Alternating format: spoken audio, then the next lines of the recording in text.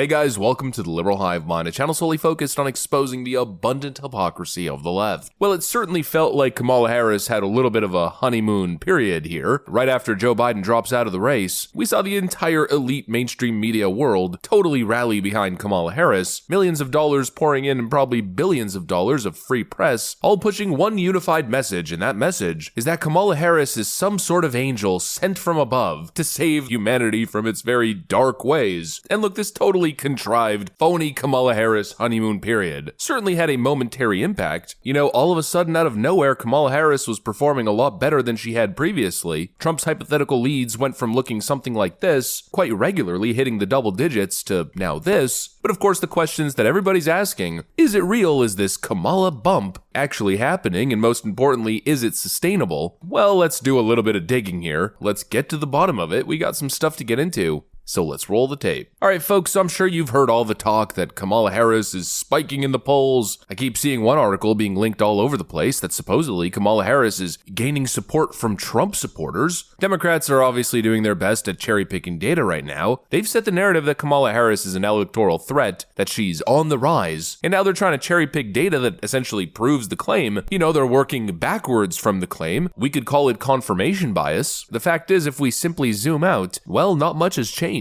We got a bunch of polls now, you could call it a true data set. We got more results dropping, and it seems like Kamala Harris's little honeymoon period, well, it's possibly already come to an end. That was quick. Rasmussen Reports just released a poll showing Donald Trump leading by 7. And that's followed up with a devastating CNN poll that just really isn't what the Democrats are looking for. So I want to take a look at Trump versus Democratic margin. Just remind folks where we were at the end of the 2020 campaign. Joe Biden won voters under the age of 35 by 21 points. What do we see with Kamala Harris? Well, she's still ahead, but the margin here is significantly less than what we saw with Joe Biden back in 2020. She's up by just 9 points. Slightly better. Maybe Biden was up by, like 6 on average or 5. This is maybe slightly better, but this is not game-changing stuff, Mr. Berman. All right, what have we seen in terms of motivation? Yeah, so, the other thing is we talk about vote choice, right? But let's also talk about motivation, right? Because it's not just who you would support, it's whether or not you come out to the polls.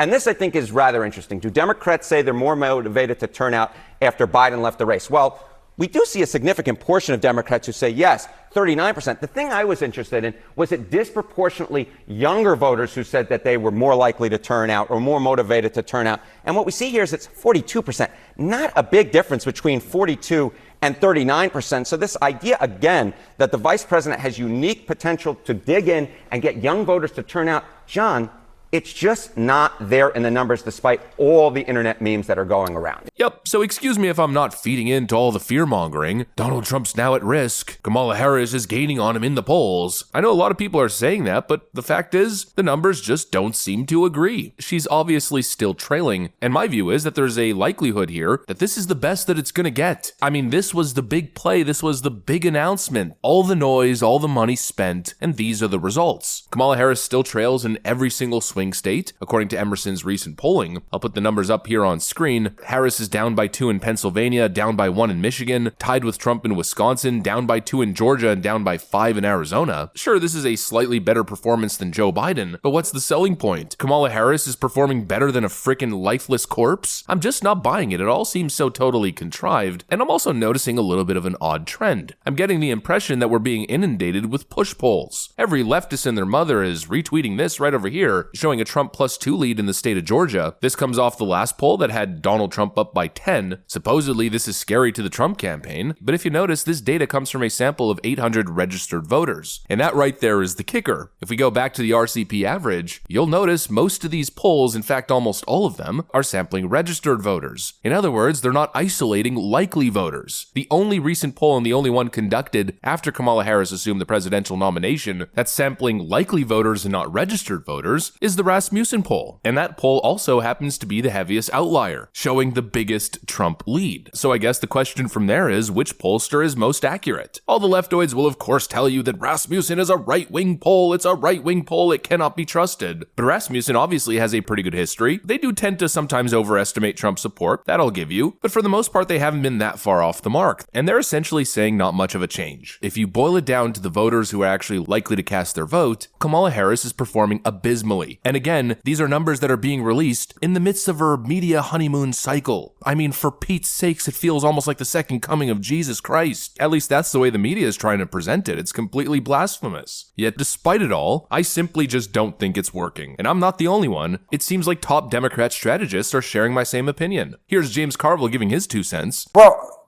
right now she's doing well, very well. And I think, but let's find out why she's doing very well.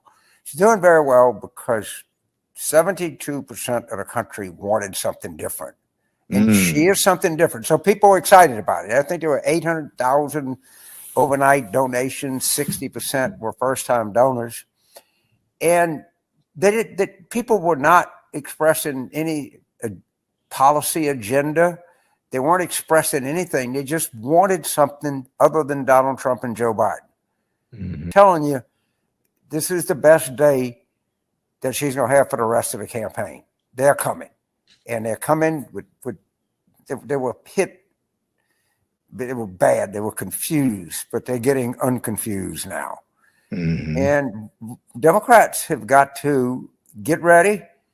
And trust me when I tell you he's not the only prominent Democrat saying that kind of thing, because apparently Barack Obama has the same exact opinion. According to this report, Obama won't endorse Kamala Harris because he thinks that she will lose to Trump. Obama is very upset because he knows that she can't win. The source was quoted as saying, Obama knows that she's just incompetent, the border czar who never visited the border, saying that all migrants should have health insurance. She cannot navigate the landmines that are ahead of her. The source also warned that Harris would likely make a fool of herself at the debate. Wait until the debate. She can't debate, they continued. She's going to put her foot in her mouth about Israel, Palestine, Ukraine. She's going to say something really stupid. So the report is that Barack Obama is refusing to endorse Kamala Harris, essentially, or I guess reportedly, because he believes that Kamala Harris can't get the job done in the long term. She can't, quote, navigate the landmines that are ahead of her. Look, this is just my prediction, but my thought process is that Kamala Harris is only going down from here. I think that tends to be the Kamala trend, at least in terms of national politics. We saw the same thing back in 2020 when she was essentially anointed the future of the party. She was getting all the good press, the future brown female face of the DNC. They basically handed it to her on a silver platter, and she was doing quite well during the early nomination process, spiking up to 20+% support on her way to really challenging Joe Biden and Bernie Sanders. And then of course, she crashed and burned. Like no one we had ever seen before. That's my perspective, and clearly some high-profile Democrats feel the exact same way. Kamala Harris has everything behind her. She is being totally propped up. Every talking head, every celebrity is talking about Kamala Harris as if she's some sort of deity, and despite all of that, she's still hypothetically down by 7 points nationally, according to Rasmussen, down in the latest CNN poll, down in the Emerson poll, the YouGov poll. Every single poll has her losing, of course by different margins, but still losing. These Democrats are talking a whole lot, but at the end of the day, it's just a whole lot more copium. Anyways, that's pretty much what I got for you guys on this one. Hopefully you enjoyed the video. If you did, make sure to leave a like and possibly subscribe. Thanks for watching, and I'll see you on the next one.